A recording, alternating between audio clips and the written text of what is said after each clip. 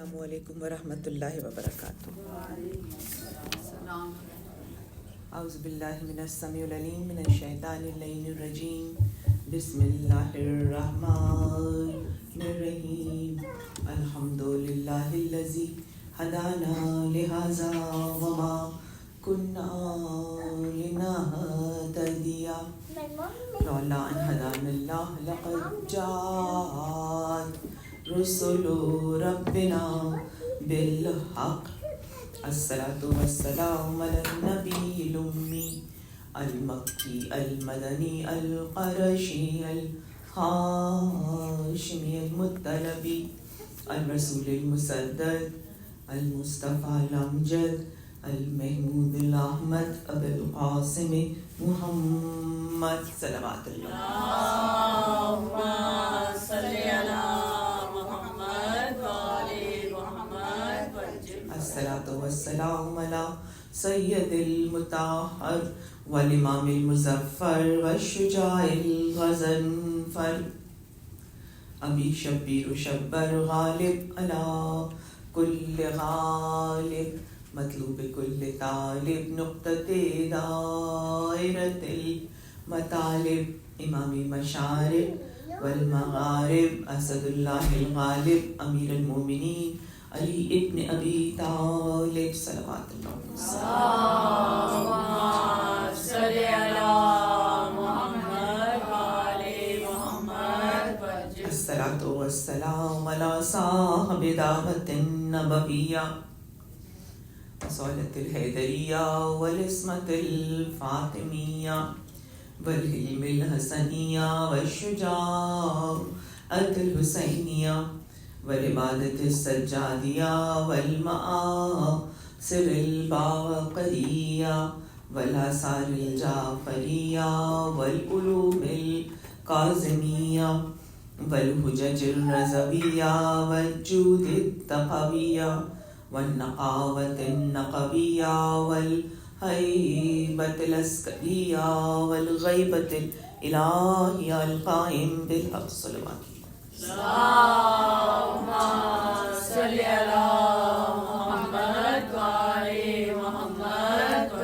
الصلاة والسلام على آلہ الطیبین الطاہرین المعصومین المظلومین. انما یرید اللہ لیذہب عنکم الرجس اہل البیت ویطہرکم تطہیرا صلوات اللہ. اللهم صل على محمد وآل محمد. اپنے رب کی حمد اور اس کی ثنا سے اپنی گفتگو کا آغاز کرتے ہیں. وہ پروردگار جو لائق عبادت ہے، وہ پروردگار جو ہر شے کا پیدا کرنے والا، ہر شے کا خلق کرنے والا. اس نے ہر چیز کو نہ صرف بنایا بلکہ ایک مقصد کے تحت خلق کیا، اور اس کے بعد اس نے انسان کو خلق کرنے کے بعد تمام تر قوتوں سے سجدہ کروایا، اور یہ ایسا کرنا اس نے کسی خاص مقصد کے تحت کیا. آج ہماری گفتگو کی اگلی منزل ہے اور ہمارا عنوانی مسلسل ہے عزاداری 2024 میں. کل ہم نے جو گفتگو کی تھی اس کا تھوڑا سا خلاصہ کہ ہمارا موضوع اس لیے عزاداری 2024 اس لیے عنوان رکھا کہ عزاداری تو جب سے امام کی شہادت ہوئی اس لمحے سے ہو رہی ہے، مسلسل ہو رہی ہے، بغیر رکے ہوئے ہو رہی ہے. کتنے درد کے طوفان، کتنے ظلم کے طوفان، کتنی مصیبتیں، کتنے سپریشن، لیکن اس کے باوجود عزاداری ہوگی. کل ہم نے یہ اسٹیبلش کیا تھا کہ یہ عزاداری اس وجہ سے نہیں کبھی دبی، کبھی رکی کہ اس کے پیچھے شہزادی کونین جناب فاطمہ زہرا سلام اللہ علیہا کی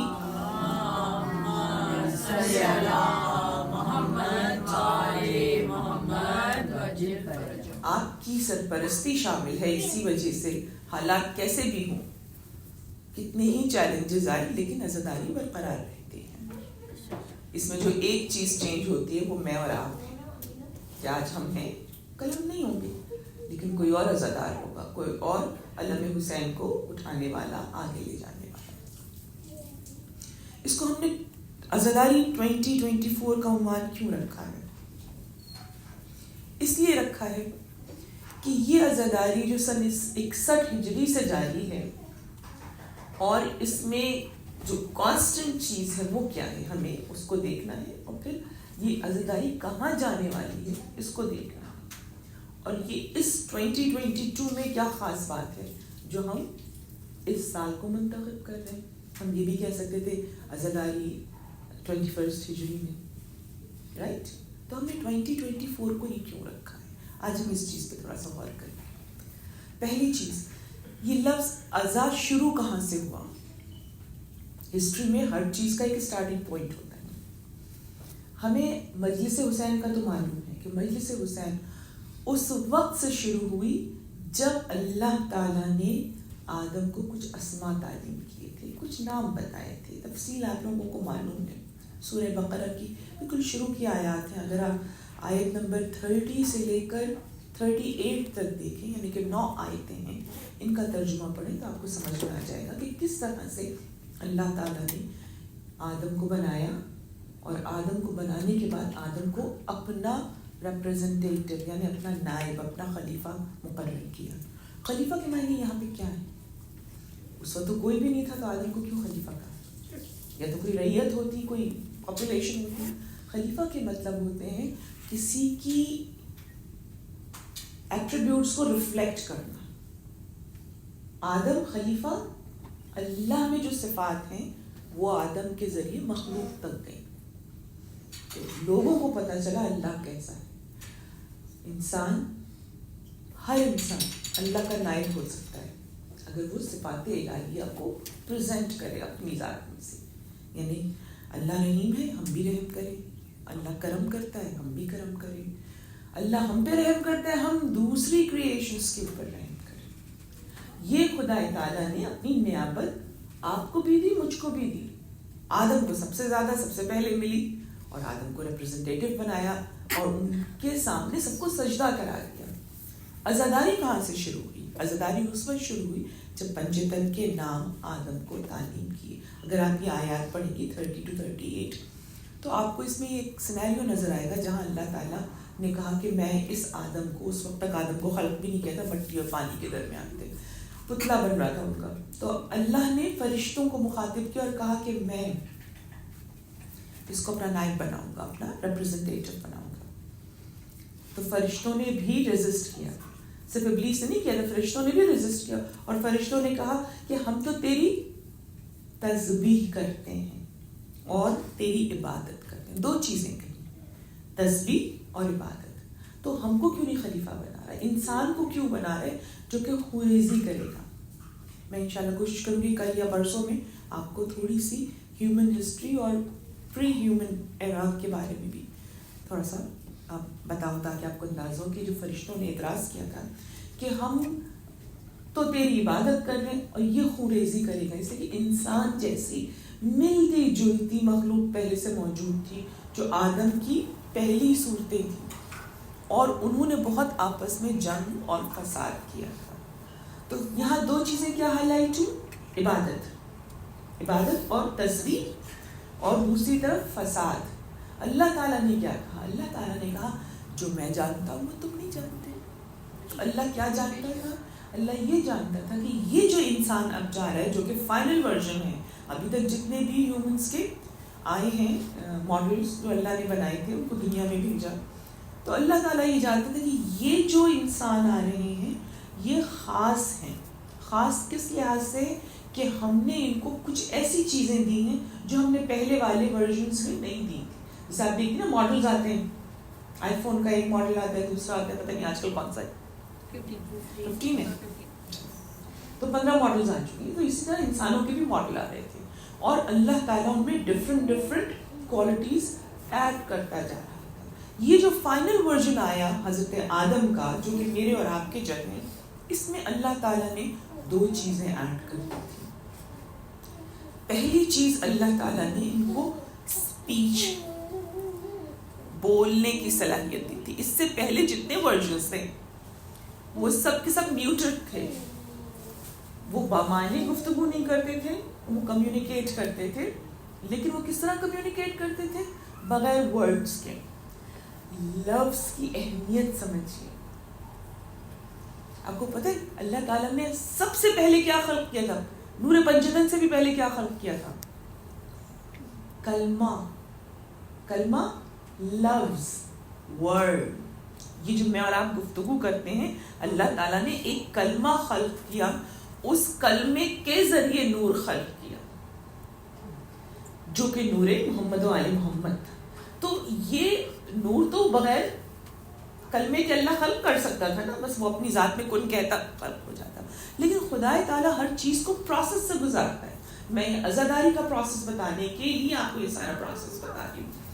فرشتوں نے اعتراض کیا کہ ہم تیری تسبیح کرتے ہیں، ہم تیری عبادت کرتے ہیں، یہ کون ریزی کرے گا؟ اللہ تعالیٰ نے یہاں آدم کے فائنل ورژن کو پہلے تو اسپیچ کا پاور دیا، اس کے بعد اللہ تعالیٰ نے اس اسپیچ کو کنیکٹ کر دیا برین ڈیولپمنٹ سے. ہم سے پہلے جتنے بھی ہیومن ورژن گزرے ہیں، انشاءاللہ کل آپ کو کتاب لا کے تصویریں بھی دکھا دوں گی. انٹرنیٹ پہ جائیے، آپ جا کے صرف ہومو سیپینز اور پرائر ٹو اٹ ٹائپ کرے، آپ کو سارے تصویریں نظر آ جائیں گی، سارے ماڈلز نظر آ جائیں گے. وہ ماڈلز چونکہ بولتے نہیں تھے اس لیے وہ عقل بھی نہیں استعمال کرتے تھے، اور ان کی عقل بہت چھوٹی تھی. جیسے ڈائناسورس کتنے ہیومنگس سائز کے ہوتے ہیں، ان کا برین کا ویٹ کیا ہوتا ہے؟ اتنا سا. Do you know that, right? You know it. Dinosaur کو تو آپ بالکل پری کے میں پڑھ لیتی ہیں. یہ انسان قد میں اتنا بڑا نہیں ہے جتنے پہلے ہیومنس تھے، لیکن اللہ تعالیٰ نے اس کو ایک تو سوچنے کی صلاحیت دی اور دوسرے انٹلیکٹ کو کنیکٹ کر دیا. تو یہ اپنی ذہانت کو استعمال کر کے اوپر ایلیویٹ ہو سکتا ہے.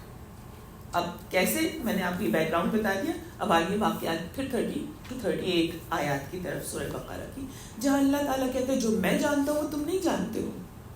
اور پھر اللہ تعالیٰ نے سب کو، آدم کو بھی اور انسان کو بھی، کچھ ورڈز بتائے، کچھ الفاظ بتائے، کچھ نام بتائے، جنہیں اللہ تعالیٰ کہتے ہیں کہ ہم نے آدم کو کچھ نام تعلیم کی، اور اس کے بعد ان کا امتحان لیا.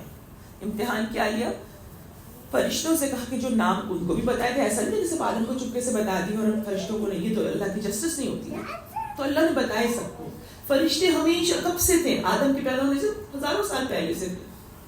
ان سے پوچھا گیا یہ نام، اگلے اسٹیپ پہ جوائنٹ انٹلیکٹ کے اگلے درجے پہ جا کے ان ناموں کو ان ہستیوں سے ریلیٹ کر دو جن کے یہ نام ہیں.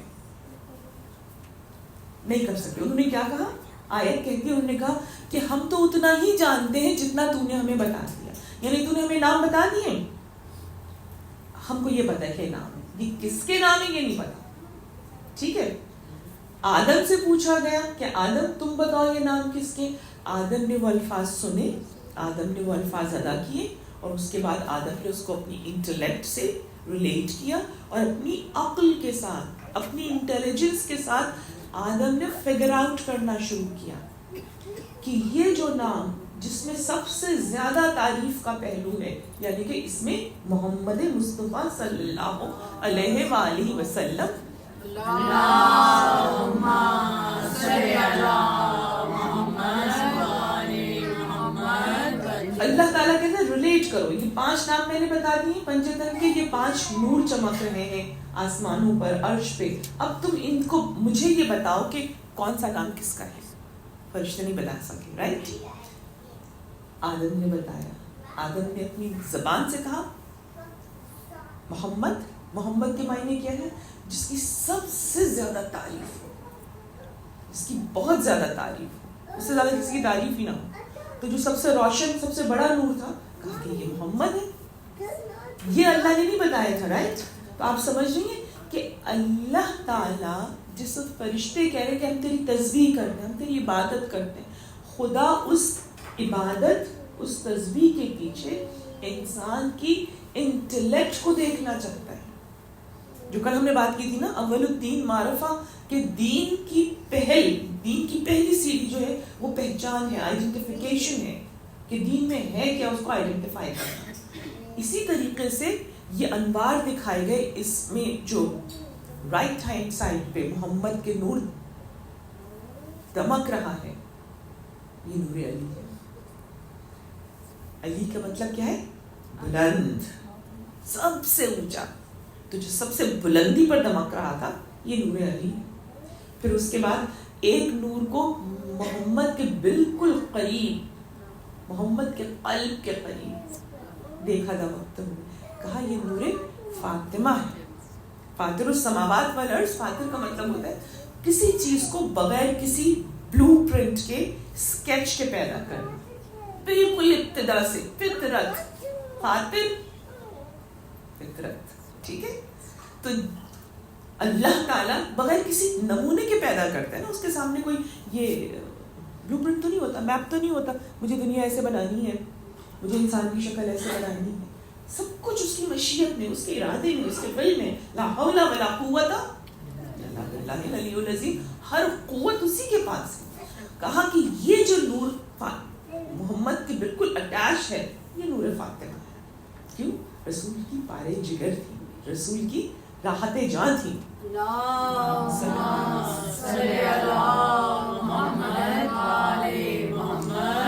اسی طرح حسن اور حسین کو بھی آئیڈینٹیفائی کر لیا. تو آپ کو پتہ ہے جو ایگزام فرشتوں کا اور آدم کا ہوا تھا اس میں کیا تھا؟ اس میں خدا تعالیٰ نے انسان کے انٹیلیجنس کا نیکسٹ لیول دکھایا تھا. تمام تر مخلوقات کو، جتنے بھی ملائکہ تھے ان سب کو دکھایا تھا کہ دیکھو یہ آدم میرا شاہکار ہے.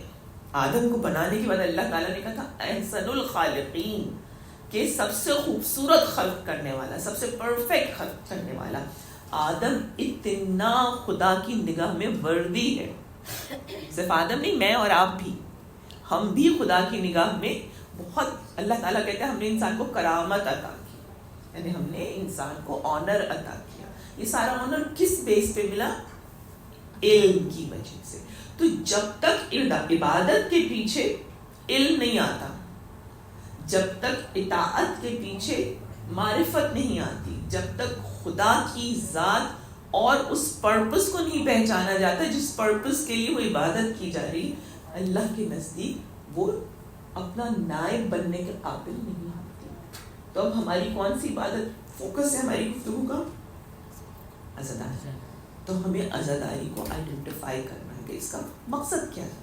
یہ کیوں گھر گھر جا رہے ہیں ہم؟ یہ کیوں دن کے 8-8 گھنٹے 9-9 گھنٹے صرف عزائے حسین؟ مجھے تو لگتا ہے کہ عزاداری ختم ہو گئی تھی. آپ ایک مجلس سے اٹھتی ہیں، دوسری مجلس میں نہیں بھی جا رہی ہیں تو آپ کیا کرتی ہیں؟ گاڑی میں بیٹھتی ہیں، نوحہ سنتی رہتی ہیں، کچن میں کام کر رہی ہیں، کسی کی اسپیچ سنتی رہتی ہیں. تو یہ مجلس کا بساط تو طے ہی نہیں ہوتی. تو یہ آپ اپنا اتنا قیمتی وقت دے رہی ہیں اور اللہ تعالیٰ وقت کا حساب کرے گا. تو آپ کو یہ عزاداری کا حساب دینا ہوگا اللہ کے سامنے کہ یہ جو میں نے عبادت کی یہ میں نے کیوں کی. تو ہمیں پھر یہ معلوم کرنا پڑے گا کہ یہ عبادت کس لیے کی جا رہی ہے. یہ عبادت، اچھا بات کہاں سے شروع ہوئی تھی؟ بات شروع ہوئی تھی کہ پہلی مجلس کہاں ہوئی تھی. تو حضرت آدم نے آبویسلی سارے نام لیے، پھر اس کے بعد ترک اولا ہو گیا، پھر آسمان زمین پر آ گئے. 200 سال تک روتے رہے، گریا کرتے رہے، معافی نہیں ملی.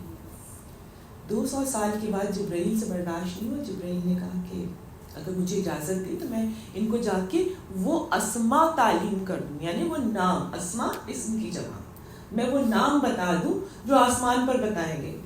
اب پھر جبرائیل نیچے آئے اور کہا آپ کو جو پنجتن کے نام بتائے گئے تھے ان کا واسطہ دیجیے، آپ کی جو ترک اولا ہے وہ معاف ہو جائے گا. تو آدم نے پھر دعا کرنا شروع کیا. آدم نے کہا یا اللہ تو محمود ہے، تجھے محمد کا واسطہ کہ میرے ترک اولا کو معاف کر دے. تو مشکل کشا ہے، علی العظیم ہے، علی الاعلیٰ ہے، تجھے علی کا واسطہ کہ تو میری مشکل کو آسان کر دے. تجھے فاطر السماوات فاطمہ کا واسطہ ہے کہ مجھے نئے سرے سے نامہ عمل میرا کھول دے کہ میں پھر سے عمل کروں اور پھر سے تیری اطاعت کروں. اور تو ہمیشہ احسان کرتا ہے، تجھے حسن کا واسطہ، اور تو ہمیشہ سے محسن ہے، قدیم الاحسان ہے، حسین کا واسطہ میری ترک اولا کو معاف کر دے. جیسے یہ 5 نام لیے اللہ تعالیٰ نے ان کی جو ترک اولا تھا وہ معاف کر دیا اور وہ حضرت حوا سے ان کی ملاقات ہو گئی. تو یہ پنجتن کے نام کا اعجاز تھا. یہاں پر جبرائیل سے ایک سوال کیا, انہوں نے کہا کہ میں نے یہ سارے نام لیے, میرے دل کو بہت ٹھنڈک پڑی, لیکن جیسے ہی میں نے آخری نام لیا میرے دل کو کسی نے نچوڑ دیا, کسی نے محسوس کیا اور مجھے بہت تکلیف ہوئی. تو یہ تکلیف کیوں ہوئی؟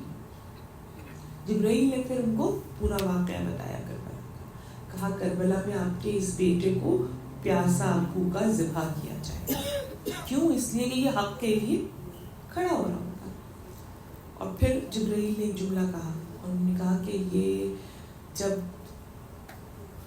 آپ کا یہ بیٹا پیاسا ہوگا تو اس کی پیاس اتنی شدت کی بڑھ جائے گی کہ اس کی آنکھوں اور سامنے کا جو منظر ہے اس کے درمیان سے دھواں ہوگا, اس کو کچھ نظر نہیں آ رہا.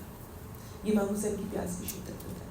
تو حضرت آدم نے گریہ کیا. پہلی مجلس تھی جو کہ حضرت آدم کے سامنے امام حسین کی ہوئی تھی. تو مجلس تو شروع سے قائم ہے.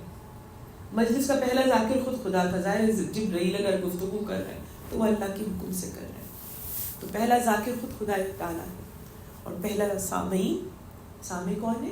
حضرت آدم. لیکن عزاداری کا کس پوائنٹ سے لفظ انٹروڈیوس ہوا ہسٹری میں؟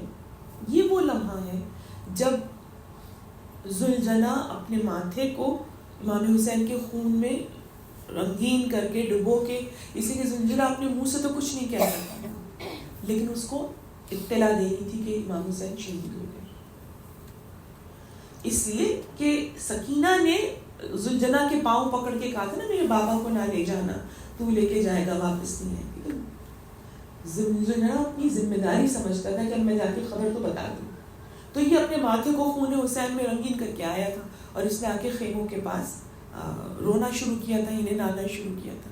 تو بیویوں کو پتہ چل گیا تھا کہ امام حسین شہید ہو گئے. اس وقت جو بیویاں نکل کر آئی تھیں خیموں سے اور آ کے ذوالجنا سے لپٹ کے گریہ شروع کیا تھا, تو کہا تھا واہ حسینہ واہ حسینہ واہ محمد. وہ جو فضا میں آپ کی آواز بیویوں کی اٹھی تھی اس کو عزا کہا جاتا ہے. تو یہ عزاداری کا لفظ اس لمحے سے اسٹارٹ ہوا ہے. تو as a matter of fact اگر ہم عزاداری کی بگننگ دیکھیں تو عزاداری کی بگننگ ہمیں میدان عاشور سے نظر آتی. میدان کربلا میں وقت عاشور, وقت عصر عاشور جو امام حسین کے لیے فغاں بلند ہوئی. جب یہ تو اس کا نام ہو گیا. اب عزاداری ہم کیوں کرتے ہیں, اس میں ہونا کیا چاہیے؟ کل ہم نے کافی چیزیں کی تھی, ایکسرسائز کی تھی, جس میں ہم نے ڈوز اینڈ ٹیبوز ڈیسائیڈ کیے تھے نا کہ کیا عزاداری میں ہونا چاہیے اور کیا نہیں ہونا چاہیے.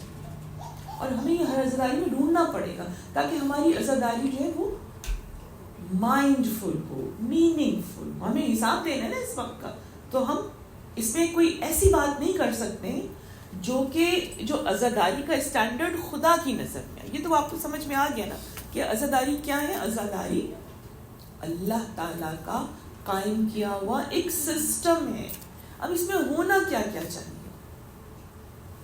عزاداری میں سب سے پہلی چیز رضا الہی ہونی چاہیے کہ جو کچھ یہاں ہو رہا ہے وہ اللہ کو راضی کرنے کے لیے ہے, تو یہ عزاداری. اور اگر کوئی ایسی چیز ہو رہی ہے جس میں خدا کی مرضی نہیں ہے, خدا کو پسند نہیں آ رہی ہے, تو اس کا مطلب ہے اسے عزاداری میں نہیں ہونا چاہیے. اب یہ کون ڈیسائیڈ کرے گا؟ یہ میں اور آپ ڈیسائیڈ کریں. ہمارے پاس اتنی عقل ہونی چاہیے کہ ہمارے سامنے جو پریکٹسز عزاداری کے نام پر ہو رہی ہوں تو ہمیں یہ یقین ہونا چاہیے کہ یہ عزاداری کے نام پر اگر ہو رہی ہیں تو صحیح ہو رہی ہیں. اس لیے کہ آپ چاروں طرف سے اعتراضات سنتی رہتی ہیں, لوگ سوالات لے کر آتے ہیں. اور ایک سوال جو بہت زیادہ کیا جاتا ہے گزشتہ 30 ایئرس سے, تو میں بہت سن رہی ہوں اس بات کو, کہ کہا جاتا ہے کہ عزاداری جو ہے وہ ہم کلچرل زیادہ کرتے ہیں, اور ہم چونکہ انڈین کلچر سے بہت زیادہ انفلوئنس رہتے ہیں تو ہمارے پاس جتنی بھی چیزیں ہیں وہ ہم انڈین کلچر کو دیکھا دیکھی کرتے ہیں. اچھا, بعض لوگ اب ظاہر ٹریول بہت کر رہے ہوتے ہیں تو وہ کہتے ہیں کہ یہ جو عزاداری کی فارم ہمارے سامنے ہے, ہمیں ایران میں تو ایسی عزاداری نہیں نظر آتی, ہمیں ایران میں ایسے علم نظر نہیں آتے, ہمیں عراق میں ایسے علم نظر نہیں آتے. تو کیا یہ واقعتاً ایسے پوائنٹ آف کنسرن ہے جن کو کہ ہمیں دیکھنا چاہیے یا ہمیں کچھ اس سے زیادہ ڈھونڈنا چاہیے؟ لیکن چند چیزوں کو ذہن میں رکھیے. کچھ چیزیں کلچرل ہوتی ہیں ڈیفینیٹلی, اور انسان کلچر کے بغیر نہیں سروائیو کر سکتا. جہاں دو انسان ہوں گے وہاں کلچر ہوگا. کلچر کیا ہے؟ کلچر از رہنے سہنے کا طریقہ ہے. بالکل, کیسے اٹھتے ہیں, کیسے بیٹھتے ہیں, کیسے بات کرتے ہیں, کیسے ملتے ہیں, یہ سب چیزیں کلچر میں آ جاتی ہیں. تو کلچر تین چیزوں کا آپ الگ نہیں کر سکتے, بالکل آپس میں گتھم گتھا, بالکل الجھی ہوئی ہے. پہلی چیز لینگویج, جو بھی زبان بولی جاتی ہے وہ لینگویج, پھر کلچر اور پھر ریلیجن. یہ تینوں چیزیں ایک دوسرے میں بالکل الجھی رہتی ہیں. اب جو مومن ہے اس کو عقل کہاں سے آتی ہے کہ کیا چیز ریلیجن ہے, کیا چیز کلچر.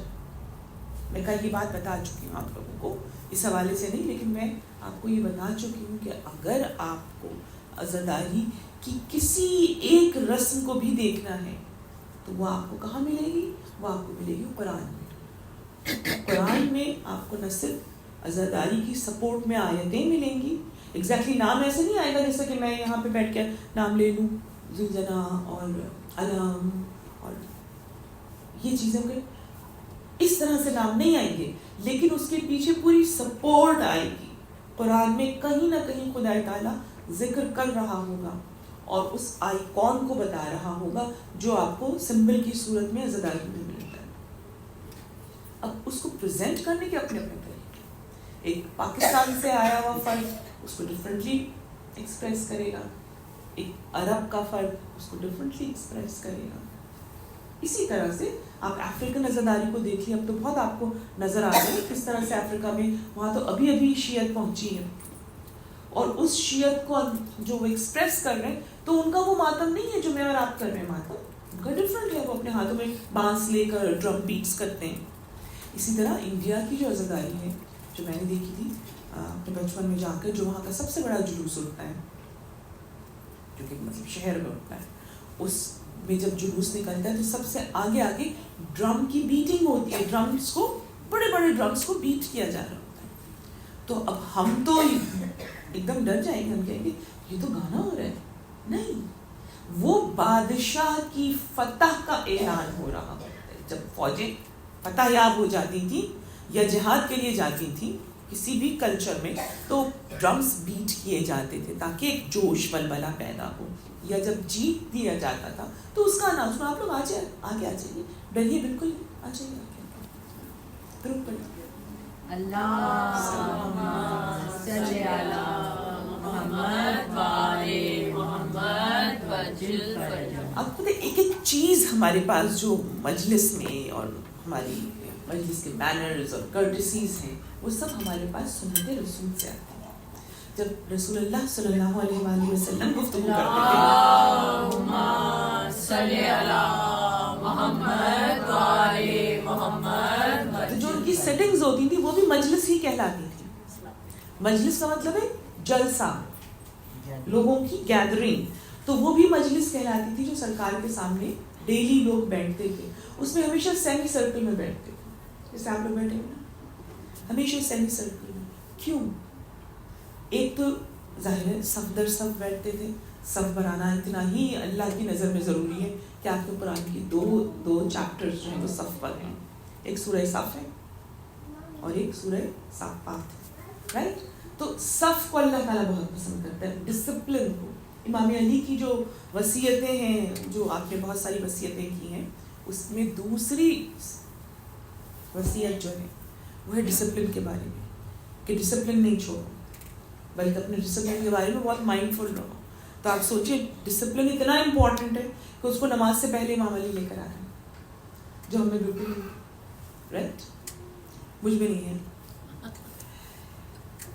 امام علی صف کے بارے میں اتنا کانشیس رہتے تھے کہ جس وقت آپ نماز کی صفیں درست کرتے تھے تو آپ کے ہاتھ میں نیزہ ہوتا تھا, اور نیزے کے ذریعے آپ لوگوں کو ٹھیک کرتے, چبوتے نہیں تھے obviously, لیکن to hold it and have an authority, it shows his authority.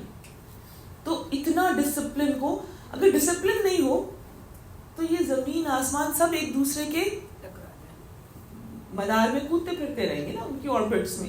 سورہ یاسین کیا کہتی ہے, اور یہ سب اپنے اپنے آربٹس میں الگ الگ تیرتے رہتے ہیں, مجال نہیں ہے کہ دن رات سے آگے بڑھ جائے یا سورج چاند کو جا کے پکڑ لے. تو ڈسپلن از ویری امپورٹنٹ. رسول اللہ کی بڑی ڈسپلن ہوتی تھی, اور سیمی سرکل کا مطلب یہ ہوتا ہے کہ آپ کی آواز ایکولی ڈسٹریبیوٹ ہوتی ہے. اس زمانے میں مائک تو نہیں ہوتا تھا, تو بات کیسے ہوتی تھی, اس طرح سے سچویشن ہوتی تھی کہ سب کے پاس ایکول آواز ڈسٹریبیوٹ ہو کے جائے اور زیادہ مجمع اکٹھا ہو سکے. اور مجلس کے لیے ایک چیز آپ کو اور سورہ والذاریات میں ملے گی, آیت ہے غالباً 50 یا تو 57 ہے غالباً, کہ جس میں اللہ تعالیٰ کہتا ہے, آئی مے بی رانگ لیکن 50s میں ہی ہے یہ آیت, کہ اپنی مجلسوں میں وسعت پیدا کرو, یعنی اپنے آپ کو سمیٹ کے دوسرے کو بھی بیٹھنے کی جگہ دو. جو مجلس میں وسعت پیدا کرے گا اللہ تعالیٰ اس کے لیے جنت میں وسعت دے گا. وسعت کا مطلب اسپیس پیدا کرو. اگر تم دوسرے کے لیے اسپیس پیدا کرو گے تو اللہ تعالیٰ تمہیں کہاں جگہ دے گا, جنت میں جگہ دے گا. تو یہ جو فرش اعضاء ہے یہ جنت سے کم نہیں. اگر آپ نے آیت دیکھ لی تو پلیز مجھے بتائیے گا. سورہ والذاریات کی غالباً 56-57, اب میں کل دیکھ کے بتا دوں گی, میں ملٹی ٹاسکنگ فون پہ نہیں کر سکتی. تو یہ جو مجلس ہے اس کے ایک ایک مینرز ہم کو آل محمد نے بتائے, یا ہم نے سنت نبی سے لیے ہیں, یا ہم نے قرآن سے لیے ایک ایک آئیکن. اب ہم واپس اپنی گفتگو میں آ جاتے ہیں جہاں سے ہم آگے بڑھ رہے تھے, کہ یہ عزاداری در حقیقت اس میں سب سے ضروری چیز ہونی چاہیے اللہ کی رضا. اللہ راضی ہو رہا ہے یا نہیں راضی ہو رہا ہے. تو اب ہمیں یہاں پہ کیا چیز کانشیسلی کرنی پڑے گی, ہمیں اپنی نیت دیکھنی پڑے گی. ہم لوگ روز مجلس میں جاتے ہیں نا, کیا نیت ہوتی ہے ہماری, میں جا رہی ہوں اپنی دوست کی مجلس میں, سنت کو بدلنے. میں جا رہی ہوں اپنی پڑوسن کی مجلس میں, سنت کو بدلنے. میں جا رہی ہوں اپنی سسرال کی مجلس میں, واجب پر بدلنے. نیت یہ ہونی چاہیے میں جا رہی ہوں عزائے حسین پر قربتاً الی اللہ. اب چاہے دو لوگوں کی مجلس ہو, مجلس کو عزاداری کو عبادت کے طور پہ لینا پڑے. وہ جو ہم جتنی ہماری پرابلمس ہیں نا عزاداری کی, وہ خود بخود ختم ہو جائیں گی اگر ہم اسے اللہ کے لیے کریں گے. اگر ہم اس کو دوستوں کے لیے کریں گے اجر اس میں بھی ہے. ذکر حسین کی تو فضیلت نہیں کم ہو رہی, لیکن میری جو ایک اسٹینڈرڈ ہے, مجھے اپنا اسٹینڈرڈ بلند کرنا ہے مجلس کے ذریعے, رائٹ. تو مجھے اس میں جو کر رہی ہوں, مجلس پڑھ رہی ہوں, مجلس کر رہی ہوں, فرش بچھا رہی ہوں, تبرک بنا رہی ہوں, کوئی کام کر رہی ہوں, مجھے اس میں اللہ کا قرب, اللہ کے نزدیک, اللہ کی نیئرنیس ڈھونڈنی ہے. تو سب سے پہلے تو ہماری نیت ہوگی, رائٹ.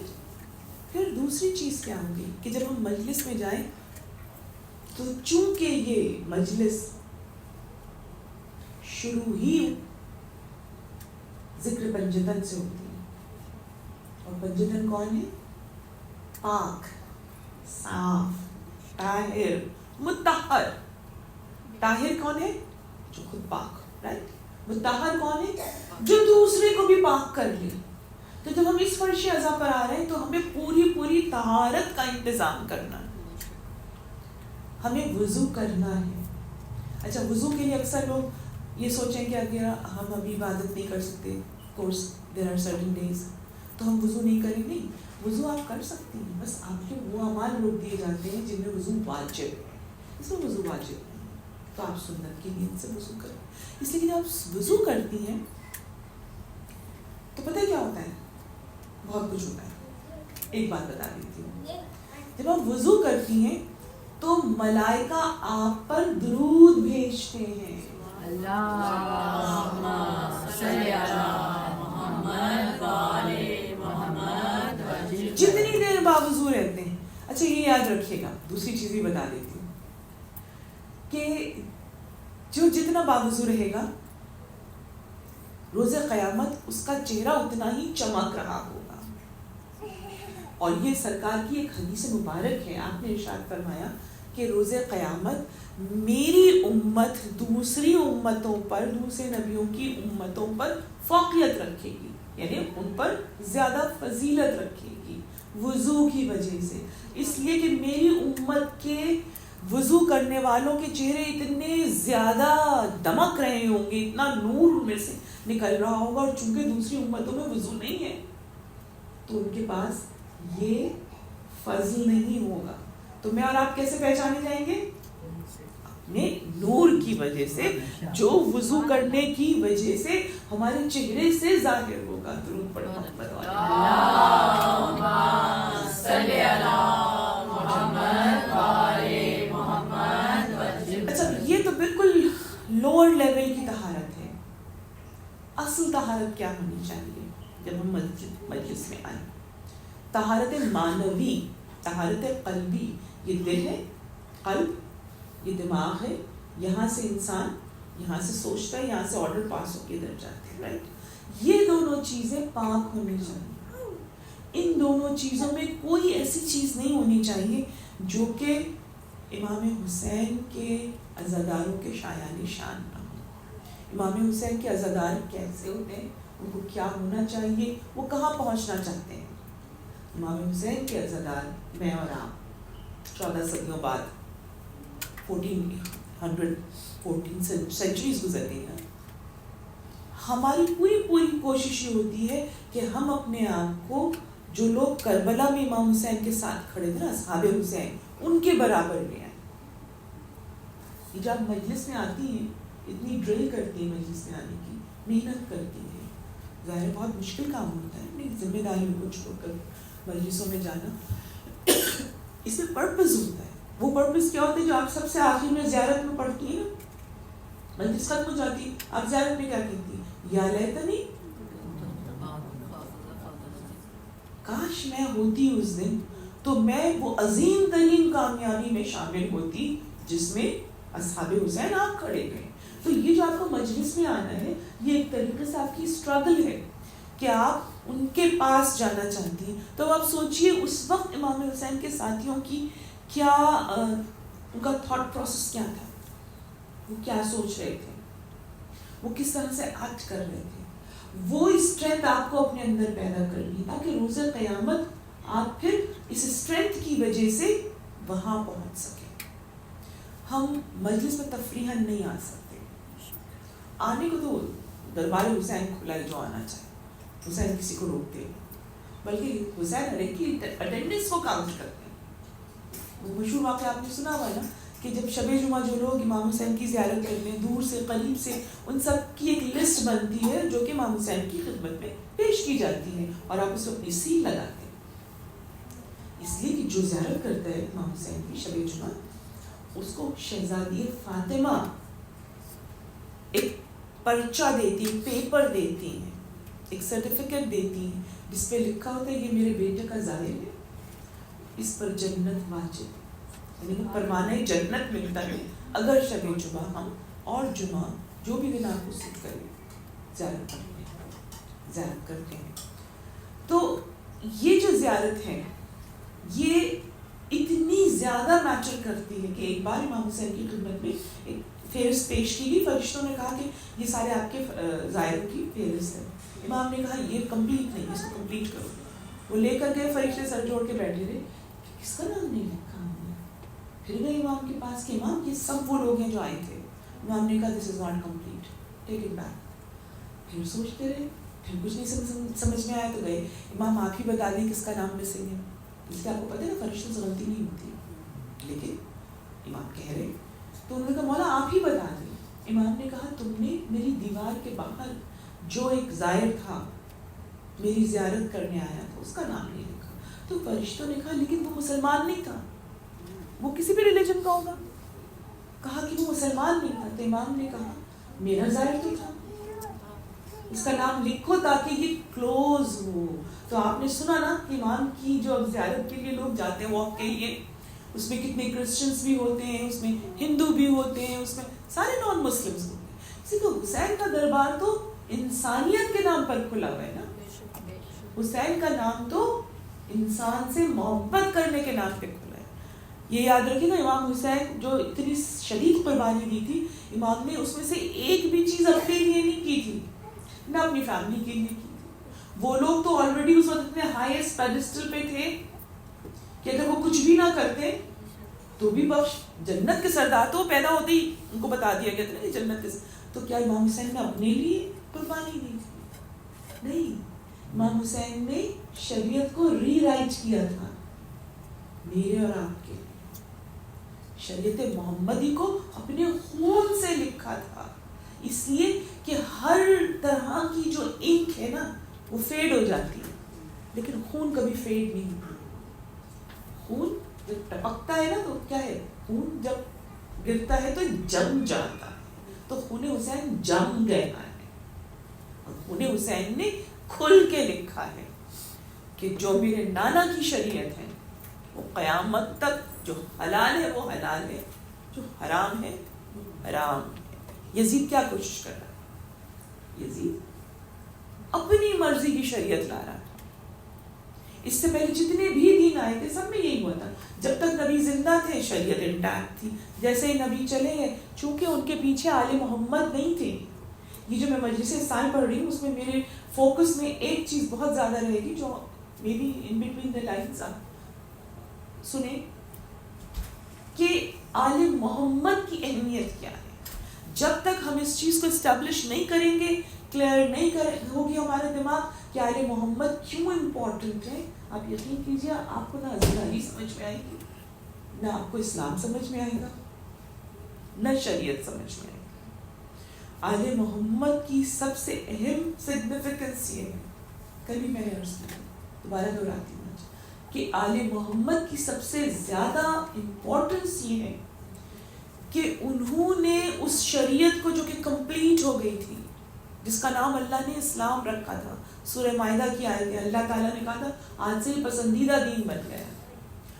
اس میں جب کسی نے انٹروینشن کرنے کی کوشش کی ہے، آل محمد نے اس کو ڈیفینڈ کیا، اپنی جان دی، اپنی اولاد دی، اپنا آرام سکون، گھر بار، زندگی، ایک ایک چیز دے دی. لیکن جو شریعت محمدی تھی اس میں ایک نقطے کی تبدیلی نہیں آنے دی.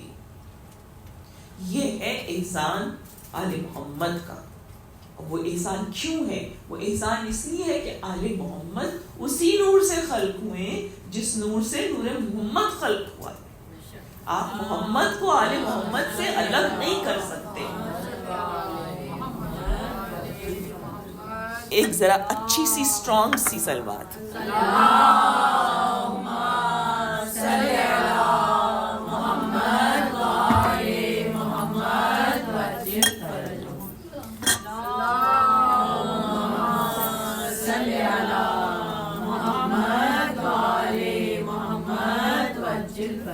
تو یہ عزاداری آج ہم اپنے کس پوائنٹ کے اوپر رک رہے ہیں، انشاءاللہ پھر کل وہیں سے آغاز کریں گے. آج ہم اس پوائنٹ پر رک رہے ہیں کہ عزاداری، اس میں کلچرل انفلوئنس ہو سکتے ہیں، ڈیفینیٹلی ہوں گے. جیسے کہ میں نے کہا کہ ہماری عزاداری عراق سے مختلف ہے، عراق کی عزاداری ایران سے مختلف ہے. لیکن ان کلچرل انفلوئنس کے پیچھے کیا آپ کو قرآن کی تائید ملتی ہے کہ نہیں ملتی ہے؟ اگر قرآن کی سپورٹ مل رہی ہے then it's okay. لیکن اگر کسی چیز کے پیچھے آپ کو قرآن کی تائید نہیں مل رہی ہے تو اس کا مطلب یہ ہے کہ وہ چیز بدعت ہے. یاد رکھیے دو ٹرمنالوجیز. پہلی ٹرم ہے شریعت، اس کا اپوزٹ ہے بدعت. شریعت کیا ہے؟ شریعت تین چیزیں ہوتی ہیں، تین میں سے کوئی ایک چیز ہو سکتی ہے اور تینوں بھی ہو سکتی ہے. قول معصوم یعنی اسپیچ آف انفیلیبل، 14 معصوم، ٹھیک ہے. قول معصوم، فعل معصوم، فعل ایکٹ معصوم نے خود کیا ہو، کہا نہیں ہو لیکن کیا ہو، وہ بھی سنت ہوگی، وہ شریعت ہوگی. سنت اور شریعت ایک ہی چیز ہے. شریعت لا کو کہتے ہیں، سنت عمل کو کہتے ہیں جو کسی امام نے یا کسی معصوم نے خود سرکار نے کیا، ٹھیک ہے. تیسری چیز ہے تقریر معصوم. اردو والی تقریر نہیں ہے، یہ عربی کا لفظ ہے جس کے مطلب یہ ہے کہ کوئی چیز سامنے ہوئی ہے معصوم کے اور معصوم نے اس کو منع نہیں کیا ہے. اگر منع کر دیا تو obviously وہ چیز شریعت میں داخل نہیں ہے، لیکن اگر خاموش رہیں تو اس کا مطلب ہے کہ یہ چیز جائز ہے. تو یہ ہے سنت. کیا ہے سنت؟ قول معصوم، تقریر معصوم، 3 چیزیں سنت میں آتی ہیں. اب کوئی چیز اگر ایکسٹرا کر لی جائے جو کہ ان تینوں میں نہیں ہے، نہ قول معصوم ہے، نہ فعل معصوم ہے، نہ تقریر معصوم، تو کیا ہوگا؟ وہ بدعت ہو جائے گی، وہ کتنی ہی گلوریفائڈ کیوں نہ ہو، لیکن وہ بدعت ہے. بدعت کا مطلب کیا؟ بدع سے نکلا ہے. بدع کے مطلب کوئی نئی چیز کر لینا. تو اب 1400 سال سے ہر ایک کا دل چاہتا ہے وہ کوئی نئی چیز داخل کر لے. کی جا سکتی ہے؟ نہیں کی جا سکتی. اگر اس کا ریلیشن آپ کو، اس کا تار آپ کو آیت قرآنی سے نہ ملے. میں بس اب ایک بات کہہ کر اپنے موضوع کو سمیٹوں گی، انشاءاللہ پھر باقی گفتگو کریں گے. قرآن میں آپ کو بہت ساری جگہ ایک لفظ نظر آتا ہے، اس لفظ کو کہا جاتا ہے آیت. ٹھیک ہے؟ آیت کیا ہوتا ہے؟ آیت کے مطلب ہوتے ہیں نشانی، سمبل، آئیکن، رائٹ؟ قرآن میں اس کو 2 طریقے سے بیان کیا گیا ہے. جو زیادہ لفظ استعمال ہوا وہ ہے شعائر، شین این الف حمزہ رے. شعائر، شعائر الہی، اللہ کی نشانی. آپ پورے قرآن میں دیکھیے اللہ ایک ہی بات کہتا ہے شعائر کے حوالے سے، آیت قرآن کے حوالے سے، آیت الہی نشانی کے حوالے سے، کہ جو چیز ہم سے منسوب ہو جائے اور جو چیز ہماری عظمت کو ظاہر کرے وہ ہماری نشانی ہے. اب جو سب سے معمولی چیز آپ کو نظر آتی ہے، بڑی بڑی چیزیں بھی نظر آتی ہیں لیکن ابھی میرے پاس اتنا وقت نہیں میں آپ کے سامنے بیان کروں. جو سب سے معمولی چیز، سب سے لوئر لیول کی چیز نظر آتی ہے شاعر اسلامی میں، کیا چیز ہے؟ آپ مجھے بتائیے. آپ لوگوں کو سب کو پتہ ہے ابھی ذی الحج کا مہینہ گزرا، رائٹ؟ اللہ تعالیٰ کیا کہتا ہے کہ ہمارے پاس نہ خون پہنچتا ہے جانور کا، نہ گوشت پہنچتا ہے، ہمارے پاس تمہاری نیت پہنچتی ہے. تو اس کے آگے کیا اللہ تعالیٰ کہتا ہے؟ اللہ تعالیٰ کہتا ہے یہ جو تم جانوروں کے کو آئیڈینٹیفائی کر لیتے کہ یہ جانور قربانی کے لیے جا رہے ہیں. فرض کریں کسی کے پاس 200 بکریاں ہیں، اس نے کہا یہ ایک جائے گی قربانی میں کروں گا. اب اس نے اس کے گلے میں ایک نشانی لگا، کوئی پٹا ڈال دیا گلے میں، رائٹ؟ اب جب وہ گلے میں وہ چیز ڈال دی، یہ نشانی بنا دی کہ یہ میں قربان کروں گا خدا کے نام پر. اللہ کہتا ہے یہ بھی آیت الہی ہے. ایک جانور جس کو 1 دن 2 دن 1 مہینہ 2 مہینہ جتنے بھی عرصے کہا گیا کہ یہ قربانی ہوگی خدا کی راہ میں ذی الحج کے مہینے میں، اور اس کے بعد وہ قربان ہوگی. اب اس کے گلے میں جو پٹا پڑا ہے وہ بھی قابل احترام ہے. اللہ تعالیٰ اتنا کانشیس ہے کہ جو چیز اس کے نام سے منسوب ہو جائے وہ آیت الہی بن جائے گی. آیت الہی صرف آیت اللہ نہیں ہوتے کہ جن سے سب کے سب ناراض رہتے ہیں. ان دا سینس میں ظاہر اپنی طرف سے نہیں کہہ رہی ہوں، لیکن میں دیکھتی ہوں کہ جب کسی عالم کے بارے میں کوئی بات کرتے ہیں لوگ تو اتنا اس کو ڈیگریڈ کر کے بات کرتے ہیں کہ شاید ہم اپنے گھر میں کسی بزرگ کے بارے میں بھی وہ لہجہ نہ اختیار کریں جتنا ہم موق کر رہے ہوتے ہیں. اس پر بھی انشاءاللہ ہم گفتگو کریں گے کہ ہمیں کس طرح کا رویہ رکھنا چاہیے علماء دین کے ساتھ. لیکن یہاں میں آپ کے سامنے صرف یہ بتانا چاہ رہی ہوں کہ جو چھوٹی سے چھوٹی چیز خدا کے نام سے منسوب ہے اور وہ خدا کی یاد دلاتی ہے. اب یہ پٹا کیا یاد دلا رہا ہے؟ یہ پٹا اللہ کے لیے، اللہ کے لیے، قربانی کے لیے ہے. یہ پٹا یہ یاد دلا رہا ہے کہ ابراہیم نے کتنے ہزار 4000 ایئرز پہلے 5000 ایئرز پہلے اللہ کی راہ میں صرف ایک خواب دیکھا تھا اپنے بیٹے کو قربان کروں گا، اور انہوں نے اپنے اس وقت اکلوتا ہی بیٹا تھا نا حضرت اسماعیل، ان کو لے کر گئے تھے اور ان کو قربان کرنا چاہا تھا. اللہ تعالیٰ نے وہ قربانی ذبح عظیم سے بدل لی. اللہ یہ چاہتا ہے ہر مسلمان اس کی یاد منائے. ہمارے یہاں تو ہر سال یہ ڈبیٹ شروع ہو جاتی ہے کہ کرنا چاہیے نہیں کرنا چاہیے. جو لوگ حج کر رہے ہیں صرف ان کو کرنا چاہیے, جو لوگ دور ہیں ان کو نہیں کرنا چاہیے. قرض لے کے کرنا چاہیے نہیں. ڈبیٹس میں چل جائیں گے. اور سب سے بڑی بات کیا, فوراً مشورے آنے لگتے ہیں, کسی غریب کو دے دیں وہ اپنے آپ بکری پال لے گا, اس کا دودھ آ جائے گا. یہ سارے خیال ہمیں محرم اور بقرعید میں کیوں آتے؟ نہیں, ایک مقصد ہے, چاہے حج کے میدان میں کیا چاہے اپنے گھر میں بیٹھ کر کیا.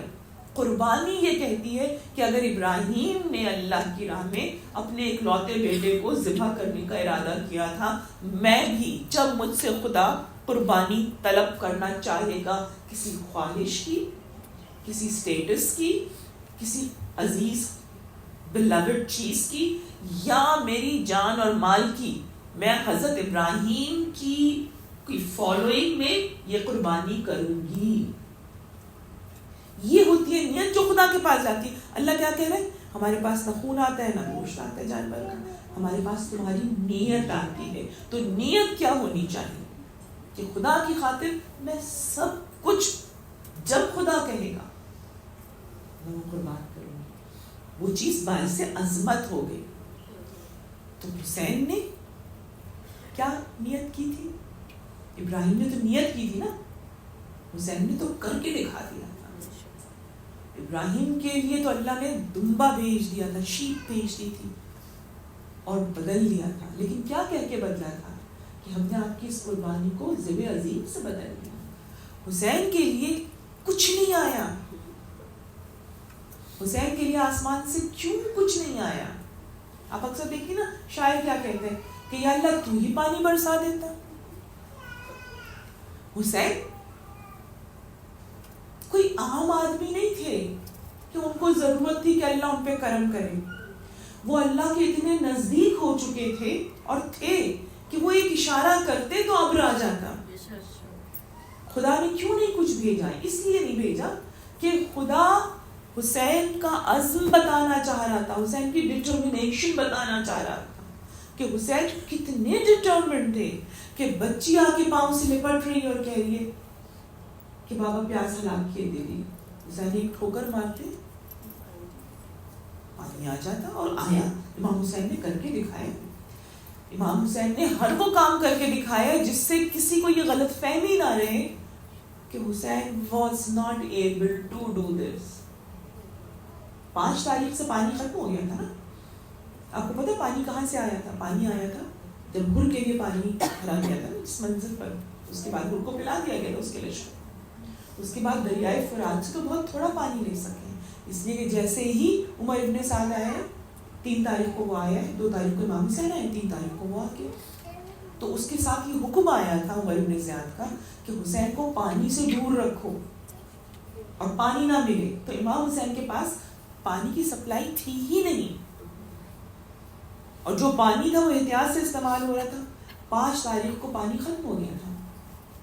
امام حسین خیمے کے پیچھے گئے اور پیچھے جا کے آپ نے سرٹن اپنے اسٹیپس کاؤنٹ کیے, میرے خیال سے 30 اسٹیپس تھے, میرے ذہن سے ایگزیکٹ فگر نہیں کر رہا. آپ نے کاؤنٹ کیے اور اس کے بعد آپ نے ٹھوکر ماری, چشمہ ابل ہے.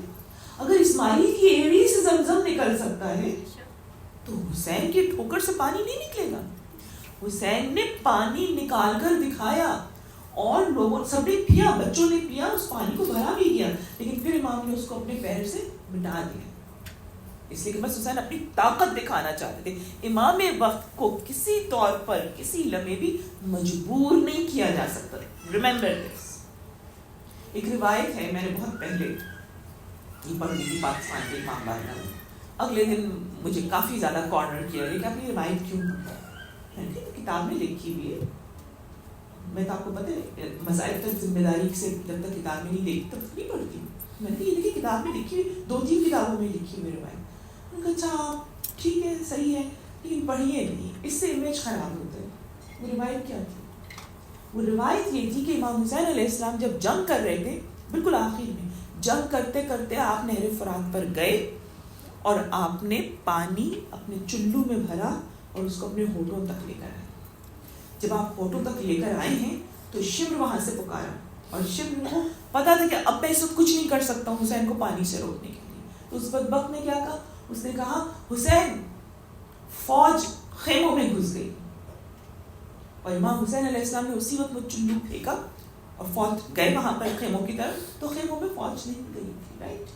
لیکن یہ کیا بتانا تھا؟ کیا امام حسین پانی پی لیتا؟ اگر شمر آواز نہ دیتا تو وہ پی لیتے, بغیر سکینہ کو پلائے پی سکتے تھے.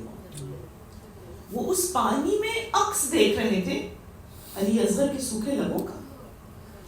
وہ یہ دکھانا چاہ رہے تھے اس فوج کو کہ تم مجھے پانی سے روک نہیں سکتے ہو, میرے پاس وہ پاور ہے کہ میں پانی تک پہنچ کے اس کو چلو میں اٹھا کے پی بھی سکتا ہوں. I'm sure اگر شمر آواز نہ دیتا تو بھی امام حسین اس کو پھینک دیتے. لیکن دکھانا کیا تھا؟ دکھانا یہ تھا کہ جو وقت کا امام ہوتا ہے وہ سب سے زیادہ طاقتور ہوتا ہے, اس لیے وہ اللہ کو ریپرزینٹ کر رہا ہوتا ہے. اور امام حسین کی جنگ اگر کبھی آپ پڑھیں سنیں, اور میں آپ لوگوں کو بہت زیادہ پش کرتی ہوں کہ آپ لوگ مقتل پڑھیں کبھی بیٹھ کر, صرف اپنی فرینڈس کا گروپ بنا کے اسٹارٹ ریڈنگ اٹ. آپ کو ہر لینگویج میں مقتل ملے گا تو آپ کو پتہ تو چلے کہ ایکچولی ہوا کیا تھا. امام حسین کی جنگ کئی گھنٹوں پر ہے, جبکہ امام حسین کتنے زخمی تھے. امام حسین صبح سے لاشیں اٹھا رہے تھے. جو پہلا حملہ ہوا تھا وہ فجر کے فوراً بعد ہوا تھا. جیسے ہی فجر کی نماز ختم ہوئی ہے تو اس سے پہلے کہ امام کی صفیں منتشر ہوتی, وہاں سے ابن عمر ابن سعد اتنا بیتاب تھا امام حسین کو قتل کرنے کے لیے کہ اس نے تیر چلا دیا. وہ کیوں اتنا بیتاب تھا؟ اس نے تو شب عاشور بھی تیر چلا دیا تھا نا. وہ اس لیے بیتاب تھا کہ یہ قصہ تمام ہو اور میں جا کر رے کی سلطنت کا سرٹیفکیٹ لے لوں, اتھارٹی لے لوں. رے آج کا تہران ہے, پورا ایران بھی نہیں ہے. تہران ایک چھوٹا سا شہر ہے, ٹھیک ہے بڑا شہر ہے اپنے ملک کا, لیکن وہ اتنی بڑی سلطنت نہیں ہے. لیکن ایک چھوٹے سے صوبے کی, ایک چھوٹے سے شہر کی عمارت اس کو اتنا لالچی کر چکی تھی کہ اس کو ہر ایک روک رہا تھا. عمر ابن سعد کو اس کی فیملی نے منع کیا, اس کے بھائیوں نے, گھر والوں نے منع کیا, اس کے دوستوں نے, حتیٰ کہ اس کے غلاموں تک نے منع کیا کہ فرزند رسول کو نہ دشمنی کر, اس لیے کہ روز قیامت تیرے سامنے کون کھڑا ہوگا سوال لینے کے لیے؟ خود رسول کھڑے ہوں گے. تو کیا تو رسول کی اولاد کو قتل کر سکتا ہے؟ اور اس کا وہ شعر بہت مشہور ہے نا, جو اس نے 5 6 7 یا 8 کی شب کو کہا تھا, جب امام حسین علیہ السلام اس کو کہہ رہے تھے, اس سے بات چیت ہو رہی تھی. بیچ سینٹر میں میدان میں خیمہ لگایا گیا تھا اور امام حسین اور عمر ابن سعد فائنل گفتگو کر رہے تھے, اور 20 صحابی آئے تھے دونوں کی طرف سے. لیکن پھر امام حسین نے کہا کہ صرف میرا, اس نے عمر ابن سعد نے کہا حسین صرف آپ آئیں گے اور آپ کے ساتھ آپ کا ایک گھر کا کوئی اور ایک غلام آئے گا, اور وہ اپنا بیٹا اور اپنا غلام لے کے آئے. امام حسین کے ساتھ حضرت علی اکبر گئے تھے اور غلام کی حیثیت سے حضرت عباس گئے. اس وقت گفتگو ہوئی تھی. امام حسین نے کہا تو باز آ جا میرے قتل سے, تو جانتا ہے کہ میرے قتل کا قصاص کون لے گا؟ میرے نانا لیں گے. اس نے کہا کہ میری, اگر میں نے آپ کے ساتھ آپ قتل نہیں کیا تو حاکم مجھ پہ ظلم کرے گا اور وہ میرے گھر کو تباہ کر دے گا. امام نے اپنی ایک جائیداد کا نام دیا. امام نے کہا میں وہ جائیداد تجھے دے دوں گا. اس نے کہا نہیں, وہ میری ساری جتنی بھی پراپرٹیز ہیں ان کو لے لے گا. امام نے کہا میں تمہیں اتنی پراپرٹیز دوں گا جو ابھی ایگزسٹنگ ہے, اس سے کہیں زیادہ. اس کے بعد نے کہا, اس نے کہا کہ لیکن میں اگر آپ کو قتل نہیں کروں گا تو مجھے رے کی حکومت کی اتھارٹی نہیں ملے گی. تو امام نے کہا کہ جا, تجھے اب گندم کا دانہ نہیں ملے گا, رے کی روٹی نہیں کھا پائے گا. جب امام نے یہ کہا تو اس نے ہنس کے ایک شعر پڑھا. وہ شعر بڑا مشہور ہے, اس شعر کو ہمیشہ دماغ میں رکھا کیجیے. وہ شعر کیا ہے؟ اس میں وہ کہتا ہے کہ جنت اور جہنم تو بعد کی بات ہے, لیکن یہ جو رے کی اتھارٹی ہے یہ نقد ہے, یہ کیش ہے, یہ مجھے ابھی مل جائے گا. لیکن جنت اور جہنم کیا ہے؟ عزیزوں آپ نے دیکھا دشمنی حسین میں جو سب سے بڑی رکاوٹ تھی وہ غیب پر ایمان نہ رکھنا, وہ جنت پہ بلیو نہ کرنا, وہ اللہ کی اکاؤنٹیبلٹی پر ایمان نہ رکھنا. عزاداری ہمیں یہ سکھاتی ہے کہ اپنی آنکھوں کو کھولیں اور ہمیں آخرت تک دیکھنے کا موقع ملے کہ اگر حسین کے ساتھ کھڑے ہیں، اگر حسین جیسے ہیں. امام نے تو اتنا اوپن ڈور کر دیا تھا، امام نے کہا جو مجھ جیسا ہے، یعنی جو ہیومینٹی کے ساتھ کھڑا ہونا چاہتا ہے، جو انسان کے حق کے لیے کھڑا ہونا چاہتا ہے، وہ کبھی یزید جیسے ٹائرنٹ کی بیعت نہیں کرے گا، وہ کبھی کسی اپریسر کے ساتھ کھڑا نہیں ہوگا. عزاداری اتنا اوپن فلور. عزاداروں آج کس کا پرسہ نہیں کیا؟ کل ہم نے امام حسین کی تدفین تھوڑی سی دیکھی تھی کہ امام حسین کی تدفین کیسے. آج ہم تدفین کے بعد والے اسٹیپ کو دیکھتے ہیں. تدفین تو ہوئی ہے 12 محرم کو، کچھ تاریخیں کہتی ہیں 13 کو، کچھ تاریخیں کہتی ہیں 20 صفر کو. لیکن اس سے پہلے ایک چیز ہوئی تھی جو کہ بہت تکلیف دہ تھی، جو میں اور آپ امیجن ہی نہیں کر پاتے. ہم صرف لفظوں کو پڑھتے ہیں، لفظوں کے اندر نہیں اترتے. وہ تھی 11 محرم کی سچویشن. 11 محرم کو کیا ہوا تھا؟ عمر بن سعد نے اپنے جو فوجی تھے ان کو دفن کیا تھا. امام حسین کی فوج مسلمان تھی ساری، تو قاعدے سے تو ان کو بھی دفن کرنا چاہیے تھا. امام زین العابدین نے اس سے کہا بھی کہ تو میری ہتھیلیاں کھول دے، مجھے اتنی اجازت دے دے کہ میں ایک گڑھا کھود کے اپنے گھر والوں کو دفن کر لوں، اپنی فوج کو دفن کر لوں. اس نے کہا پہلے ہم سب کو دفن کریں گے اس کے بعد. وہ کتنے تھے؟ 11,000. اب یہ روایت امام زین العابدین بتاتے ہیں اور بی بی کبریٰ بتاتی ہے، کہتی ہے ہم تپتی ہوئی دھوپ میں بیٹھے ہوئے تھے. عورتیں بتاتی ہیں کہ ہم تپتی ہوئی دھوپ میں سامنے میدان میں بیٹھے ہوئے تھے اور ہمارے سامنے وہ ملائین اپنے ساتھیوں کو دفن کر رہے تھے اور ہم ویٹ کر رہے تھے کہ کب ہمیں موقع ملے، ہمارے ہاتھ کھلے تو ہم جا کے مٹھی بھر خاک ہی ڈال دیں. کن کے اوپر؟ اپنے امام کے اوپر، اپنے بیٹوں کے اوپر، اپنے بھائیوں کے اوپر. عزیزوں ان کے جسموں پر کپڑے تک نہیں تھے. کل کے مسائل میں آپ نے سن لیا امام زمان کا سلام ان بدنوں پر کہ جن کے جسم پر لباس اتار لیے گئے تھے، سلام ان بدنوں پر کہ جن کو گھوڑے کی ٹانگوں سے کچل کے سرما بنا دیا گیا تھا. آپ خود سوچیں اگر کوئی عورت اپنے بھائی کو، اپنے بیٹے کو، اپنے شوہر کو اس عالم میں دیکھ رہی ہو تو اس کے دل پہ کیا قیامت گزر رہی ہوگی. لیکن یہ ظلم شروع ہوا تھا. آگے وقت بڑھتا گیا. جب ان کے سارے کشتے دفن ہو گئے، امام نے پھر کہا میرے ہاتھ کھول دے تو میں اپنے کشتوں کو دفن کر دوں، اپنے اعزا کو دفن کر دوں. ان ظالموں نے ہاتھ نہیں کھولے، بلکہ کیا ظلم کیا، میرا تو کہتے ہوئے زبان جلتی ہے. وہ سارے سر جو ان کے سامنے جمع تھے سب کے سر کاٹ لیے گئے تھے نا. شام غیبہ میں تو ہر ایک کا سر اتار لیا گیا تھا. وہ سارے سر امام بیوی کہتی ہے ہمارے سامنے لا کر ڈالے گئے اور ان کو پھر 2 دفعہ ذبح کیا گیا. 2 دفعہ کیسے کیا گیا؟ ایک دفعہ تو پہلے ہو چکے تھے. بیوی کہتی ہے کہ ان جسموں کو رکھ کیا گیا اور اس کے بعد پھر ان گردنوں کو چونکہ آڑا ترچھا کاٹا گیا. تو اب ان کی تلاش خراش کی گئی، ان کو دوبارہ کاٹا گیا تاکہ ان کو نیزوں پر ایونلی اٹھایا جا سکے.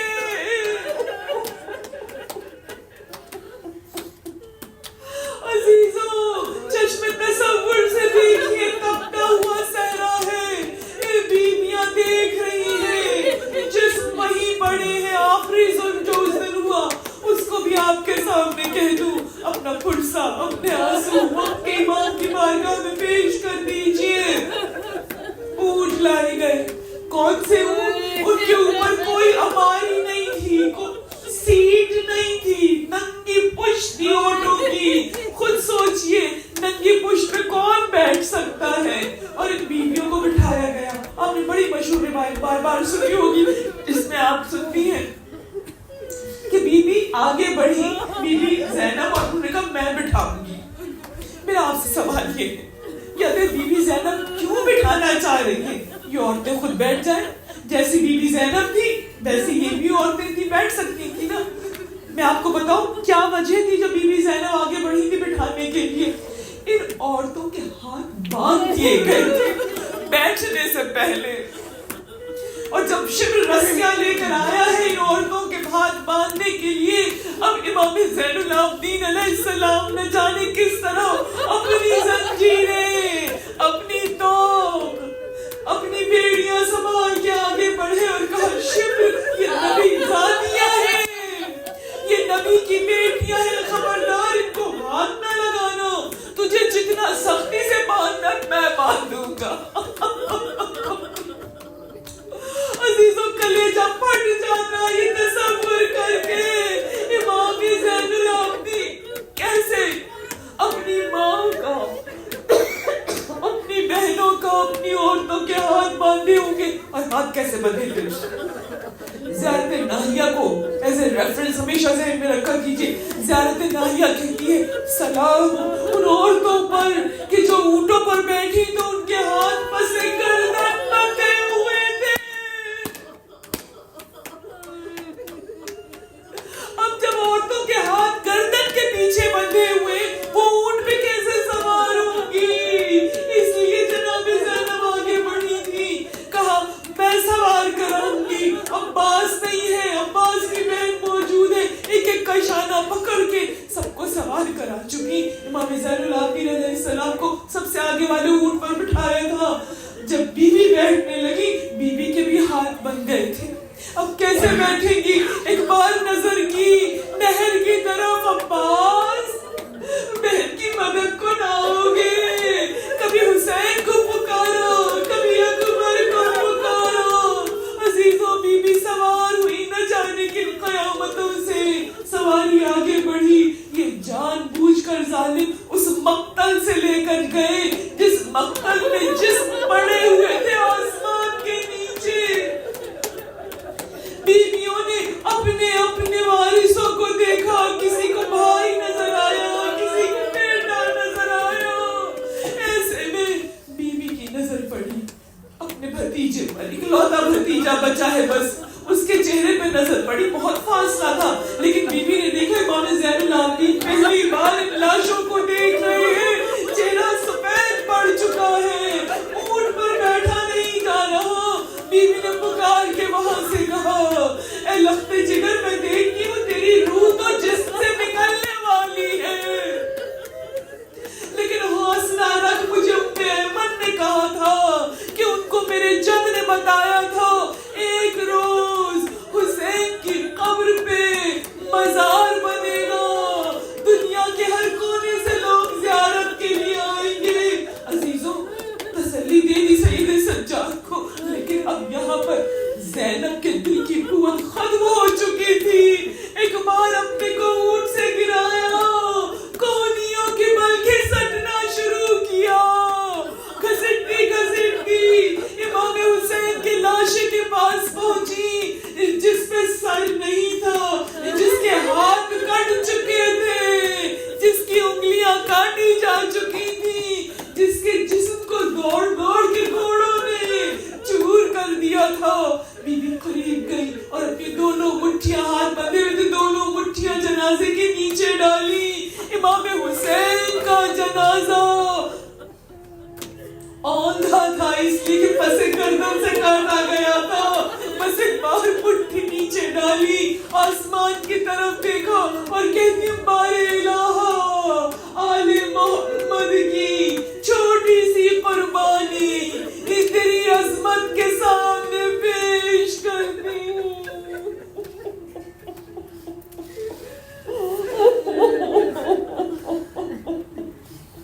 بار الہ تجھے ناحق حسین کے خون کا واسطہ جو ظلم کے ساتھ بہا دیا گیا، پروردگار ہمیں امام حسین کی معرفت عطا فرما، ہمیں امام حسین کے مقصد کی آگہی عطا فرما. پروردگار ہمیں اس شریعت کو سمجھنے اور عمل کرنے کی توفیق دے جس کی حفاظت امام حسین نے کی. پروردگار امام زمانہ کا ظہور فرما اور ہم تمام عزاداروں کو اپنے امام کی خدمت میں پہنچنے کی توفیق عطا فرما. اللہ القوم الصالحین.